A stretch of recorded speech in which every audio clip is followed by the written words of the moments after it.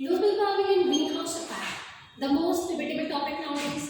अभी global warming क्या होती है तो हम देख चुके हैं। ग्लोबल वार्मिंग क्या होती है, जब near earth surface and lower atmosphere क्या हो जाता है ना, टेम्परेचर राइज हो जाता है, तो उस चीज को क्या बोलते हैं, इस फिनोमेना को ग्लोबल वार्मिंग। अभी ग्लोबल वार्मिंग होती क्यों है? It's basically due to the greenhouse effect. फिर से एक क्वेश्चन राइज होता है, ग्रीन हाउस इफेक्ट क्या है?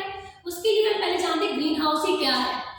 क्या होता है कि European country, northern European countries, हम जानते हैं कि इसमें क्या होता है, ट्रांसवर्स रेज पड़ती है सनलाइट की, मतलब डायरेक्ट रेज नहीं पड़ती, और उनकी सनलाइट जो पीरियड रहता है वो बहुत कम रहता है, लेस देन 6 मंथ और इक्विवेलेंट टू 6 मंथ।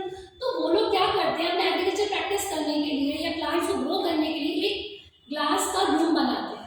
ग्लास का रूम बनाते हैं बेटा, उसमें अपने प्लांट्स को सो करते हैं।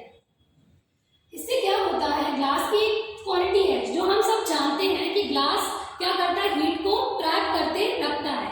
देखिए कैसे कि सनरेज यहाँ पर आई, ग्लास के रूम में एंटर हुई, फिर उससे क्या हुआ, हीट आपकी उसी रूम में रहती है, वो ग्लास आपकी हीट को बाहर जाने नहीं देता, और इसी हीट के कारण क्या होते हैं, उनके प्लांट्स अच्छे से ग्रो कर पाते हैं। इसी को हम क्या बोलते हैं, ग्रीन हाउस इफेक्ट, जो northern countries, northern European countries में प्रैक्टिस किया जाता है। अब इसका क्या रिलेशन है ग्लोबल वार्मिंग और हमारे एटमॉस्फेयर से? ये ग्रीन हाउस इफेक्ट जो है बेटा, हमको हमारे एटमॉस्फेयर में भी देखने को मिलता है। कैसे?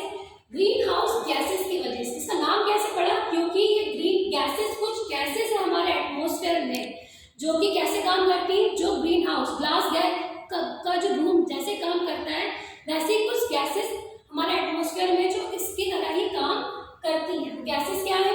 Water vapour, carbon dioxide, methane, sulphur, hexafluoride, fluorocarbon और हाइड्रोफ्लोरोकार्बन। ये गैस ऐसी होती हैं कि एटमॉस्फेयर में रहती हैं।